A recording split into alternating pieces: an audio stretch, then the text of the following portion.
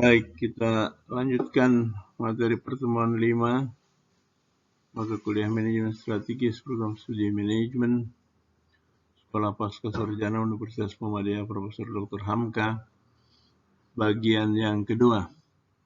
Itu tentang pengamatan lingkungan eksternal menggunakan matriks evaluasi faktor eksternal. Kita bahas tentang analisis industri atau lingkungan persaingan. Analisis persaingan Michael Porter, di mana perusahaan lebih memperhatikan pada persaingan yang ada di dalam industri. Persaingan industri adalah persaingan antar perusahaan. Kemudian ada pemasok, ada pendatang baru, pembeli, dan produk pengganti. Persaingan antar perusahaan, jumlah dan keragaman pesaing, tingkat pertumbuhan industri, karakter produk atau jasa, jumlah biaya tetap, kapasitas, penghalang untuk keluar, serta diversifikasi pesaing.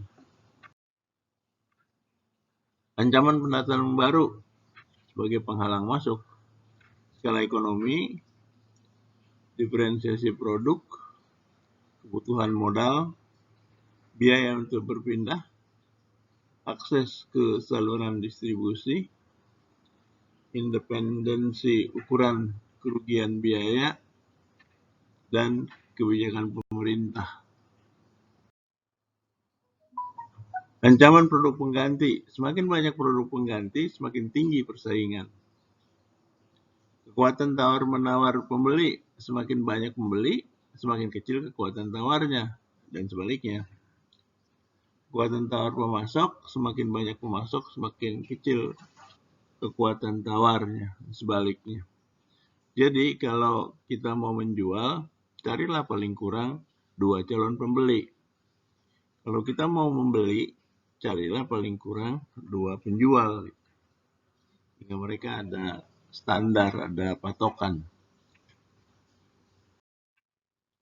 Analisis industri kelompok strategis.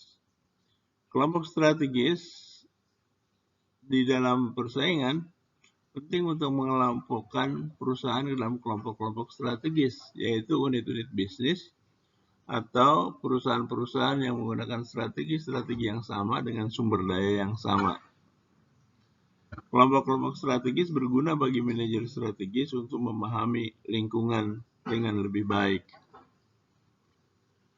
Kelompok strategis dalam suatu industri dapat dipetakan dengan membagi posisi-posisi pasar persaingan industri pada grafik 2 dimensi.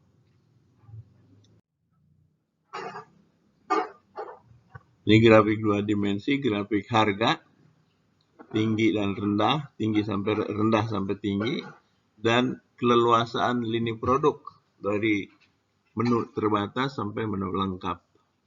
Di sini kita lihat pada peta ini ada yang rendah terbatas, misalnya Arby's, Wendy's, Domino's, Taco Bell, Burger King, McDonald. Kemudian yang harganya agak menengah, tapi masih keleluasan menunya juga masih terbatas. KFC, Pizza Hut, Chili's, Long John Silver. Yang harganya mungkin agak mahalan, Ponderosa, Bonanza. Kemudian yang menunya lengkap dengan harga sedang masih Denny's, Country Chicken, Sony. Kemudian yang menunya sedikit ya agak lengkap, tapi kemudian harganya udah mulai agak tinggi, Perkins International, House of Pancakes. Kemudian yang menu lengkap dengan harga yang tinggi, misalnya Red Lobster, Olive Garden. Ini bisa kita petakan seperti ini. Analisis industri dengan tipe-tipe strategis. Ada beberapa tipe strategis, misalnya defenders, memiliki lini produk terbatas, tapi dia fokus pada efisiensi kegiatan yang ada, tidak suka dengan inovasi. yang prospektor memiliki lini produk luas, fokus pada inovasi dan peluang pasar. Orientasi pada penjualan membuat mereka tidak efisien. Analyzer beroperasi pada dua wilayah pasar yang berbeda, stabil dan variabel. Fokus pada efisiensi untuk pasar yang stabil dan inovasi pada pasar yang variabel. Reaktor kurang memiliki konsistensi hubungan antara strategi, struktur, dan budaya. Cenderung melakukan perubahan strategi sepotong-sepotong.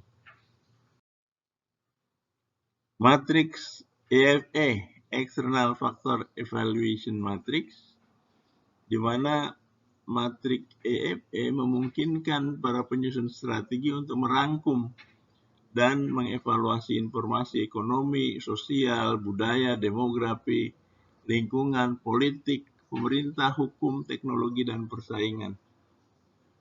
Menurut David, matrik EFE dapat disusun dengan 5 tahapan, yaitu tuliskan faktor eksternal seperti diidentifikasi dalam proses audit eksternal. Tuliskan beberapa faktor yang mencakup peluang dan ancaman yang mempengaruhi perusahaan dan industri. Tuliskan peluang lebih dulu, kemudian ancaman. Buatlah spesifik mungkin. Gunakan persentase, rasio, dan angka komparatif. Berilah bobot berkisar antara 0,0 tidak penting hingga 1,0 sangat penting untuk masing-masing faktor. Peluang seringkali diberi bobot yang lebih tinggi dari ancaman, tetapi ancaman juga dapat diberi bobot yang tinggi jika mereka sangat serius atau sangat mengancam.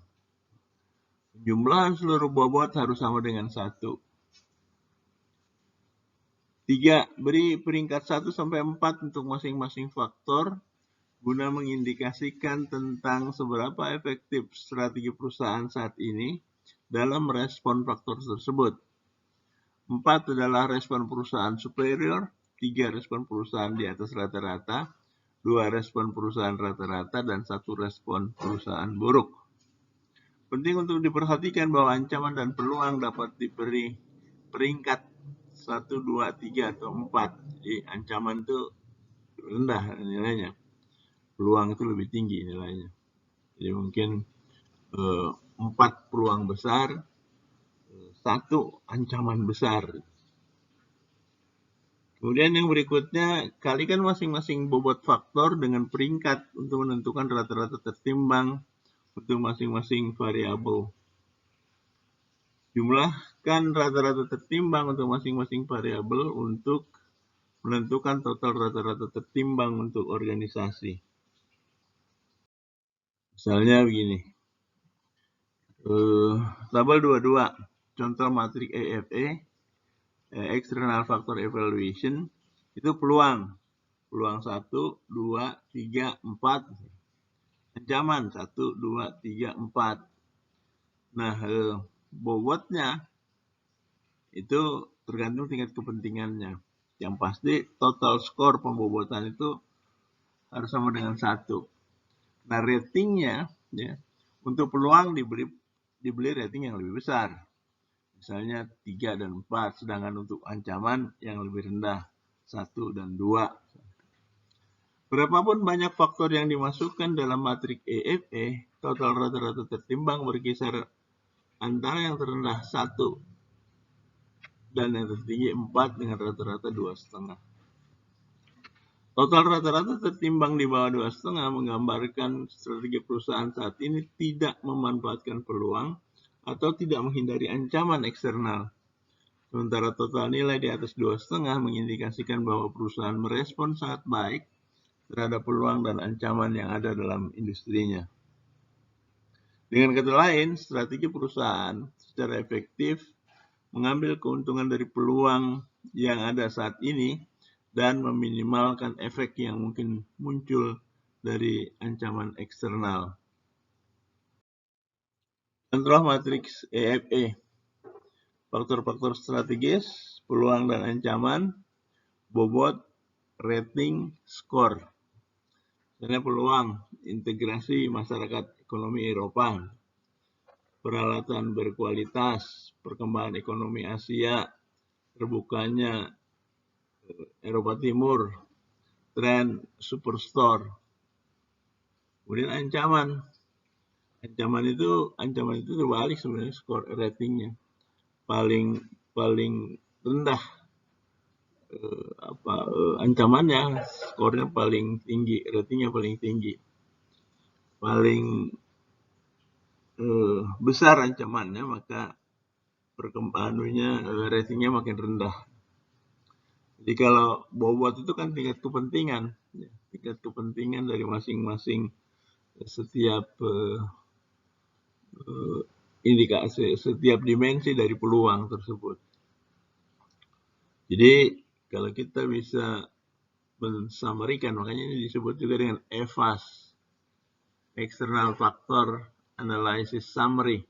Jadi ringkasan dari pengamatan terhadap faktor-faktor eksternal, sehingga kita bisa punya matriks external factor evaluation matrix. Baik, selanjutnya untuk tugas 5, saudara hanya perlu mencari satu kasus, cari organisasi yang dapat saudara jadikan kasus dengan menggunakan matriks EFE-nya. Atau jika saudara tidak dapat, gunakanlah matriks dari data imajiner yang memberikan gambaran bagaimana pengamatan eksternal, atau tadi disebut audit eksternal, yang digambarkan dalam bentuk matriks evaluasi faktor eksternal. Lalu lakukan exercise, tentukan bobot, rating, dan skornya. Tapi yang penting itu adalah bagaimana saudara bisa mendeskripsikan kasus tersebut. Jadi kalau ada 5 peluang dan 5 ancaman dari yang terjadi dari faktor-faktor lingkungan eksternal itu, kemudian saudara bisa deskripsikan secara kuantitatif, maka itu dalam bentuk matriks EFE, matriks evaluasi faktor eksternal. Jadi mungkin kali ini saudara tidak perlu membuat satu video tentang ini, mungkin saudara cukup tuliskan saja atau saudara cukup simpan dulu dalam bentuk matriks ini, kemudian kita gunakan nanti di dalam exercise yang berikutnya, yaitu exercise tentang analisis posisi strategis setelah kita punya matriks IFE, Internal Factor Evaluation Matrix. Saya kira itu untuk pertemuan ke-5 ini. Dimana di pertemuan ke-5 kita menggunakan matriks faktor evaluasi faktor eksternal untuk mendeskripsikan suatu kondisi tentang lingkungan eksternal. Terima kasih. Assalamualaikum warahmatullahi wabarakatuh.